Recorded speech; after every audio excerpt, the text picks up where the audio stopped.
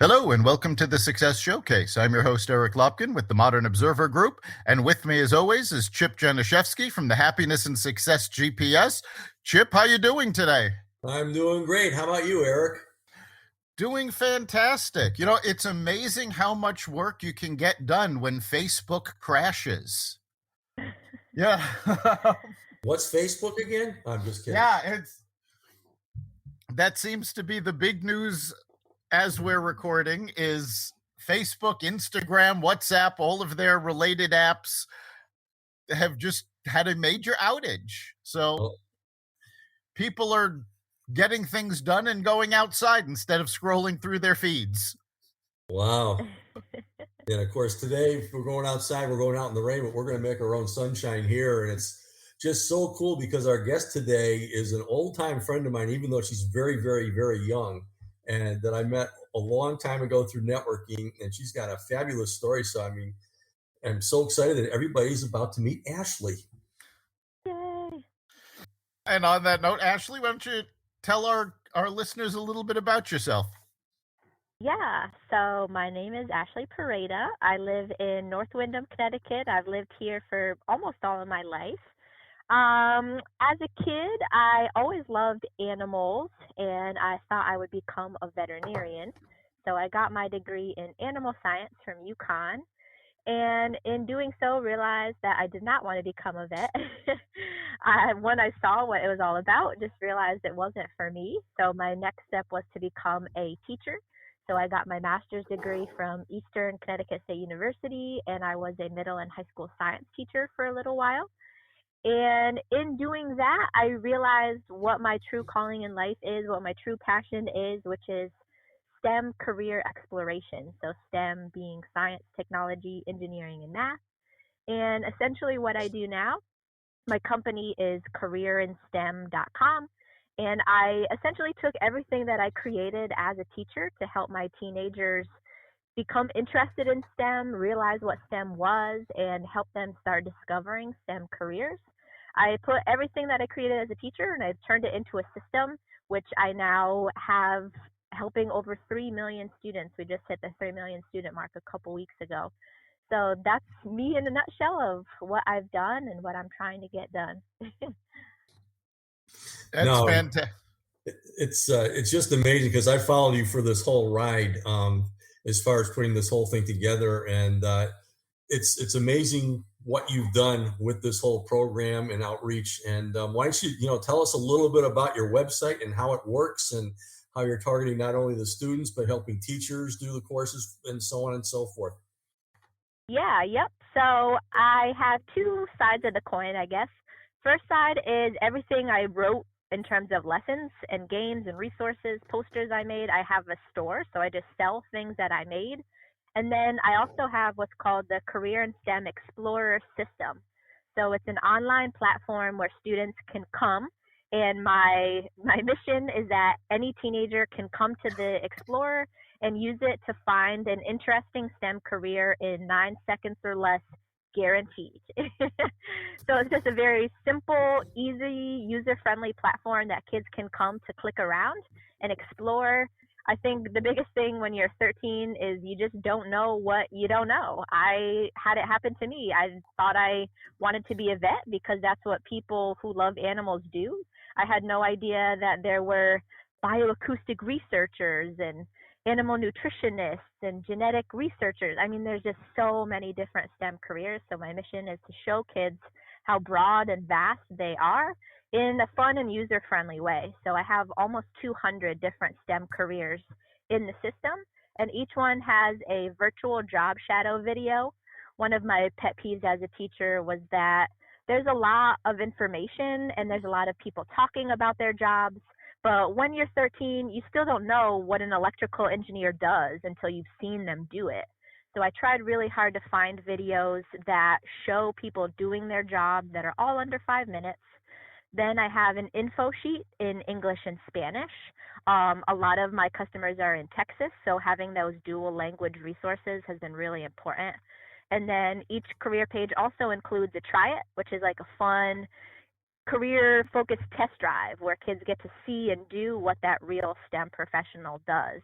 So for example, one of the new career pages I just posted was Galactic Greenhouse Farmer, where students have to figure out what types of plants could grow on Mars and then design some type of greenhouse to house the Martian garden. So just something fun, cool, interesting. I add a new career every week to keep kids engaged, but also, and equally importantly, make it effortless for adults, teachers to do with students. I found as a teacher, you just don't have time. There's only so many hours in a day.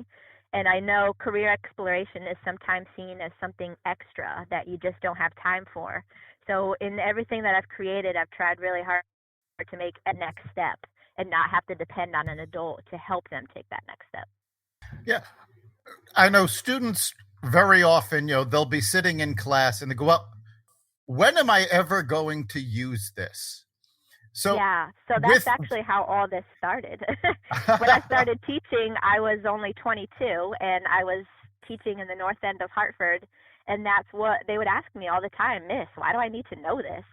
And I didn't have a good answer for a couple years, and it bothered me because, I mean, of course, I think atoms are cool, but I have to realize that not every teenager thinks that the nucleus is the coolest thing. So that was why I created all this, because I found STEM careers to be that answer of why do I need to know this.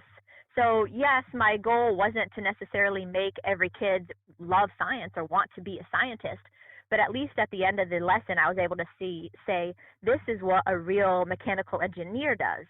So if you're interested in that, perfect. If not, perfect. Now you know something you don't want to do. But yeah, long story short, that's why I did all of this, because it answered to me that why do I need to know this question?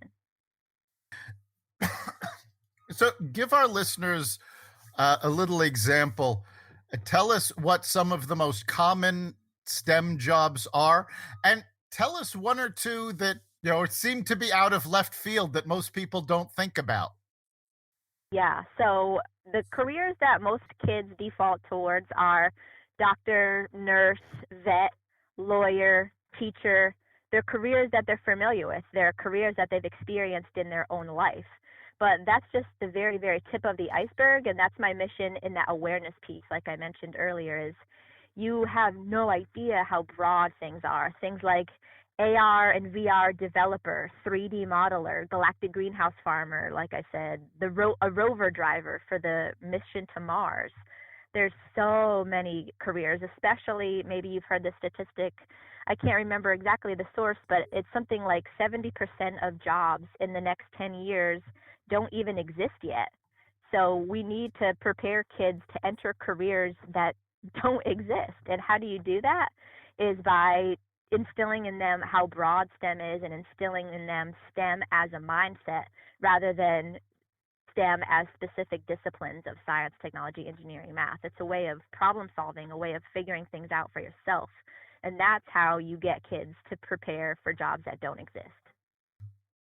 Yeah, that's fantastic because the industries are changing so quickly. Um, I've often said, people talk about fintech and insurtech, and the fact of the matter is, those aren't real industries. All finance jobs now have a technology aspect to it. All insurance jobs, in fact, most jobs in general have a tech aspect to it. And coding is now becoming the blue collar work of these upcoming generations. There was a news article just the other day. Both Arby's and McDonald's are testing tech services that will serve as the drive-through. There will no longer be a person taking your order in the drive-through. Somebody has to program those. When they go down, somebody has to fix them. And that's all technology. Definitely. Yeah, and that's one of my missions as well, is I believe every career is a STEM career now, but especially as the world evolves and technology accelerates things at such a fast pace. For example, my husband is a tile setter, and the amount of geometry and math behind that is mind-blowing. I'd be completely lost. So I've defined every career as a STEM career. So some of the others I include on my website are fashion designer, welder, upholsterer. Every career to me is a STEM career because, again, STEM is a mindset. It's a way of thinking. And again, technology, coming back to that, is so critical to everything in our lives now and is only going to be more so as the future arrives. I love that you said it's a way of thinking because a Yeah. number of years ago, my company sponsored a competition at Yale for non-business graduate students to go into business consulting. And the competition was they were given a problem in a company and they had to figure out a solution. And as a business coach and consultant, I would rather somebody have an engineering or a science background to do what I do than have an MBA, because STEM is how things work. When you boil it down to its simplest form, it's how things work. And that is a crucial part of basically every career now. Most definitely, yeah. Especially as we all carry the sum of human knowledge in our pockets, our cell phones. Knowledge for knowledge's sake is ubiquitous and useless, honestly, if I can Google it. I don't need to learn about it in school, but what we do need is to learn how to think and apply what we know and can figure out into a real life situation to solve a problem, to find our own answers, to ask our own questions, to figure out how to answer them, to make stuff, to do stuff, to learn stuff. To me, that's what STEM is like I said, a mindset, a way of interpreting and processing. And it's so important to have STEM as a mindset and STEM skills regardless of your career, because the world is always changing. Yeah, that's the way. I mean, STEM, in so many words, it just makes things interesting. It's the way to do it. Basically, you said it's just a way of looking at things and going out and actually doing things rather than just sitting there looking at a textbook and so on. And I mean, what you've done with your approach, showing people how to do it, explaining it and so on, so that they can very quickly look at different scenarios there. Obviously, that gets them thinking even more about a whole lot of other things. And as you're saying, you're adding a new profession every week, and most of them on there people don't even know about. So it's just so Yeah. neat. Yeah, thanks. And to me, that try it piece is so, so important. And I guess it comes back to my own personal experience. I didn't realize that vets spend half of their days putting animals down. So had I gotten more hands-on experience at a young age, so I have career exploration resources starting in pre-K. I have a pre-K STEM career exploration curriculum, and it's one of my best sellers. But I do have resources for all the grades. But that, I think that just underscores my philosophy of everything you're doing is STEM, and everything you're doing is also a career exploration activity. I teach college courses as well, and one of the things I always tell my students is, if you figure out in doing something what you like about it, that's a career exploration activity. If you figure out in this part of this class, I was completely bored, that's career exploration. So everything that you're doing, you're gathering data, you're synthesizing, you're parsing out what you like and what you don't like. But that's not something that you're born with. That's not an outlook on life that comes naturally. It's something that's very easy to adopt, but you just need that one person to say, hey, everything you do is a STEM career exploration activity, and leading your life from there.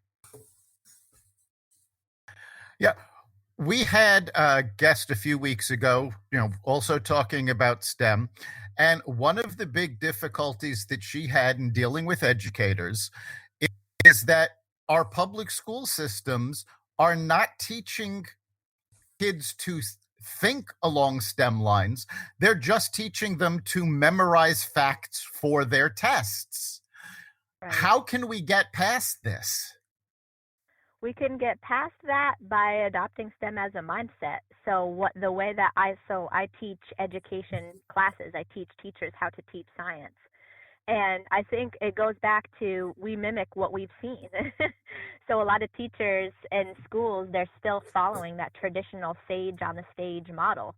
I think us as adults, and this is what I teach my students who are about to be teachers or are practicing teachers, is you have to give up control. I think that's the biggest thing holding back American education, is that the adults are holding fast to control. And STEM is risky. STEM is seen as an unknown, and that's what it is. That defines it. It's an unknown, and you figure it out. And that terrifies some adults because they themselves don't know the answer. I know many a time I was teaching a science lesson and I had no idea what the answer was, but I was fine with that. And by the end of the class, we all figured it out. So giving up control is what's holding us back. That's what we need to get around if we really want to inspire and develop the next generation of STEM leaders and innovators.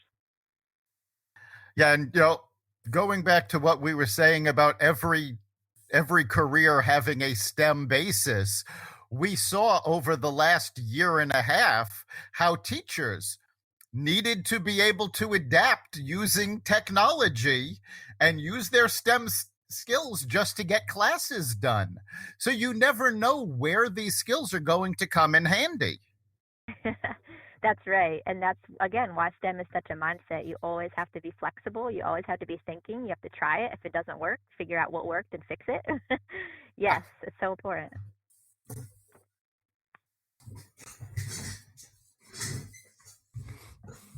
So if you were to walk into a classroom, specifically a classroom of teachers, you just said you teach these classes, what's the one thing that you want to make sure teachers take away that they can bring to their classes?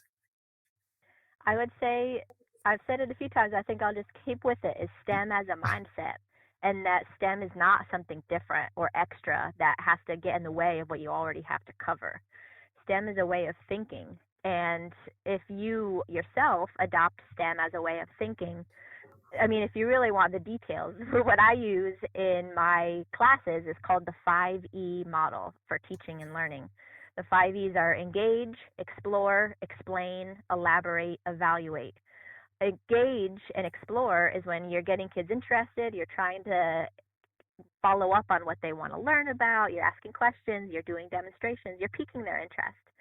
I think so many times we start with the explain. We just tell all the answers, and then the rest is just reaffirming that what the teacher said is correct. I think what I really would love to see teachers do is turn the lesson on its head, where the answers are unknown, but by the end of the lesson, they have figured it out using STEM as a mindset. And less emphasis on facts, less emphasis on doing it right. A lot of times, like, the word in education is called a cookbook lab. Like, even in science, you're following directions and arriving at a prescribed outcome and figuring this out. Even to me, that's not really STEM as a mindset, because you're telling them the answer. To me, what I really would love to see educators do, what my mission to them would be, is be okay with saying, I don't know, and practice yourself figuring it out along with your students. And that is really where you'll see the engagement increase, you'll see the interest increase. And we've been fighting this here in America for decades. Students have been unengaged, test scores in achievement in science have flatlined, and it's because we keep doing the same thing and expecting a different outcome. Which Albert Einstein defined as the definition of insanity. Right. Yeah. Yeah. Now, this has been going on for quite a long time, and I was actually reminded of how long it's been going on, because the other day I was watching an old episode of The Tonight Show with Johnny Carson, and Johnny Carson was discussing the fact that the president, and I don't know when this episode was, so I don't know which president he was referring to, but he said the president had just announced that they were going to have an initiative to have American schools be number one by the year 2000. And clearly it still hasn't happened. No, it hasn't. Still waiting on that. Yeah, I don't remember when that came out, and I'm probably old enough that the president that announced I was still around. But it's I love the perspective on this, because, you know, being a new grandpa, obviously I'm looking at my granddaughter grow up. She'll be 22 months old on Saturday, and there's nothing like watching children, because life hasn't happened to them yet. And, you talk about engaging and exploring and so on and so forth. That is the definition of a child. And we never lose that. But what happens is when things change as far as education and you have to learn and memorize and so on and so forth, all of a sudden the engaging and the exploring go out of that. And basically what the priority is you've got to learn this stuff and memorize it, take a test and score well. And what good is that doing for you personally? All it is an accomplishment. So, I mean, the whole system is flipped. And that's why, the teachers who have been around for a long, long time and so on and learn things this way and are just stuck in their ways are really shoving against this so much, because it's just, it's not the way that they're brought up. But reality is exactly what you're talking about. And it's getting back to the simple basics of what we are as human beings, engaging, exploring.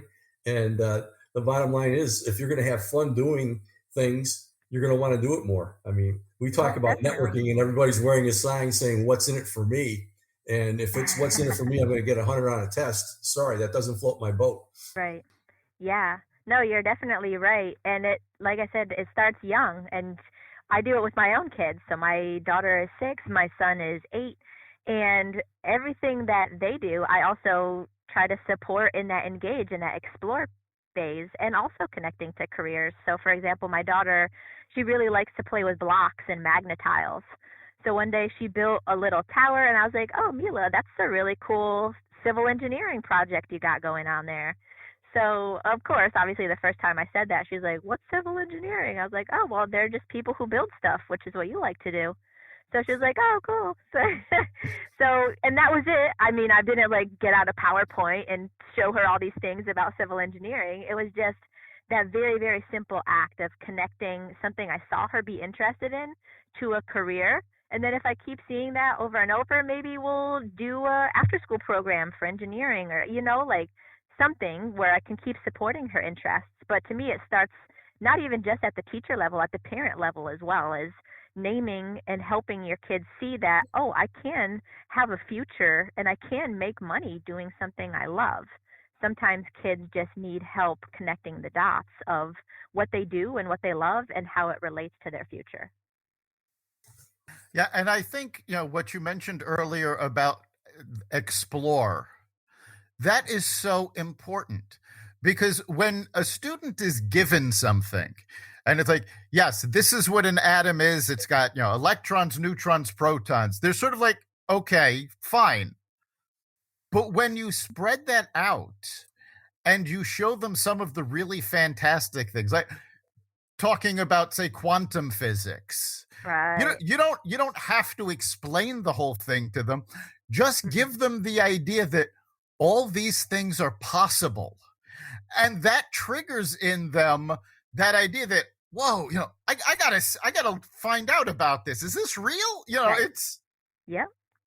And the fact of the matter is, science is not as straightforward as a high school science class, or certainly when science is talked about in the media, leads people to believe.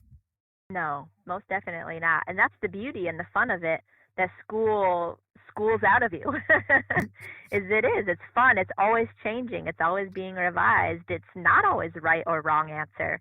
And yeah, I think a lot of education kills that for kids, kills their creativity, kills that exploration piece, because it's the emphasis on the right answer. But I do believe that that's changing, and I'm encouraged from what I'm seeing lately. Especially, I was discouraged with the onset of distance learning, because I felt that we were taking the most broken aspects of education and just putting it on steroids.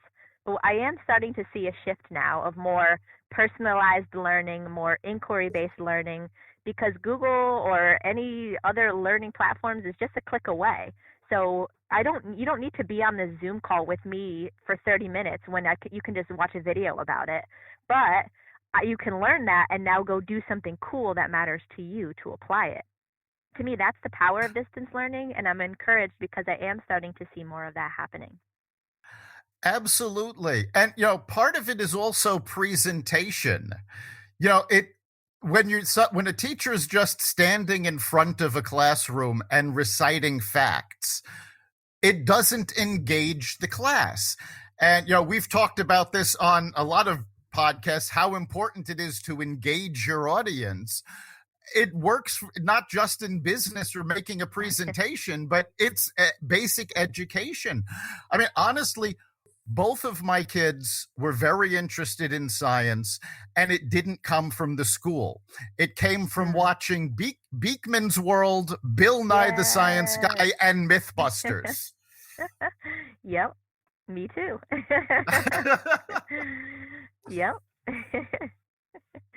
Yeah, and I think that's where parents, like I said earlier, come in really, really strong. Like, you don't realize the power that you have as a parent to shape your kids' future, because a lot of times they are bored in school. They are looking for other opportunities.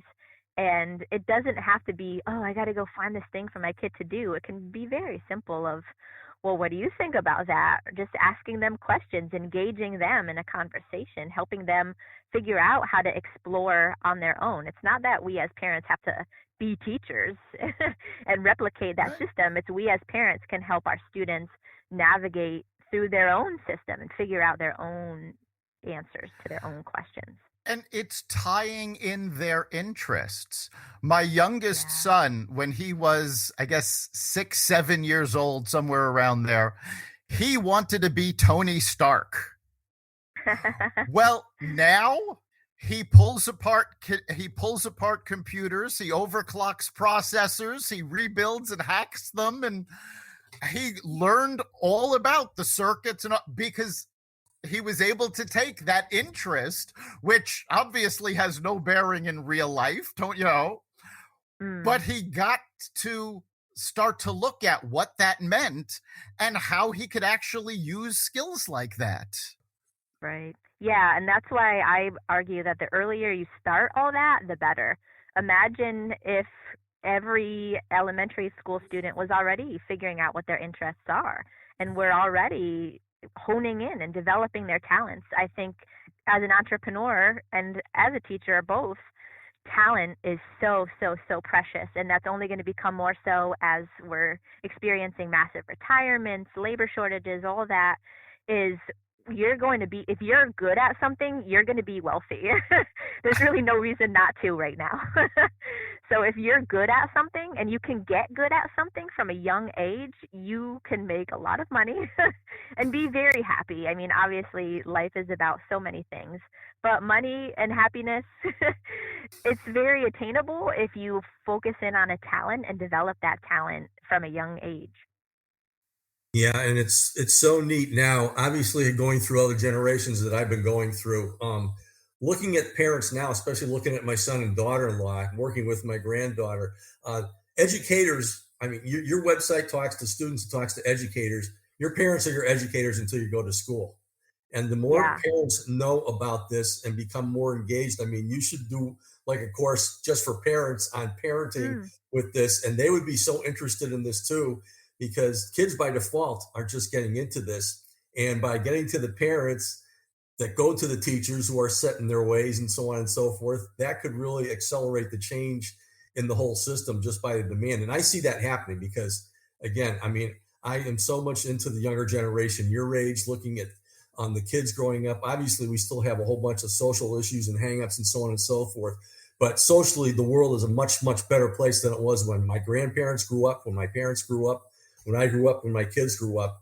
And that the children these days, they're just kids and they're all one. And that's something that we can really, really build on. And it all starts with, just as you're saying, engaging and exploring together. And it starts with the parents. So the more that they're into this, and they probably realize that when they're bringing their kids up, this is exactly what they're doing without saying I'm using Ashley's STEM careers in STEM to do it. That's how they start. That's how kids start learning. By doing it. Just like you're saying, right. Try it, Yes, try it. It's so important. All right. Well, we're just about at the end of our time. So if our listeners want to get more information about your services and what you do, how can they find out more? Yep. My website is careerinstem.com, and you can find anything you want to know. Email me, call me. I'm always happy to chat, because at the end of the day, if I can help a teacher or a parent, I can help more kids be informed and productive citizens. And to me, that's what it is all about at the end of the day. Fantastic. Chip, what do you think is the big takeaway for today? Well, I've loved this whole podcast, the theme, but basically just clear your head, drop everything, and go out, engage, explore, find something, try it, do it. That's what it's all about. Life is too complicated. This is just simplicity. Yep. Love it. Yeah, I love that. I think for me, the big takeaway is the idea of a STEM mindset. And if we could spread the word on that, get people to understand that, STEM isn't this overwhelming set of data. It's a mindset that you can do almost anything you want with. So I think that's the big takeaway for me. And I love that idea. Thank you so much for bringing it to us. You're welcome. It's my life's work. So there it is in a nutshell. You've been listening to the Success Showcase. You can catch us every week at xvadio.com/podcasts.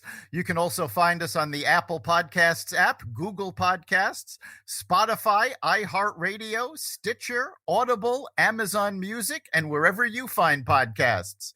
Remember, make this your best week ever and make next week even better. We'll see you then.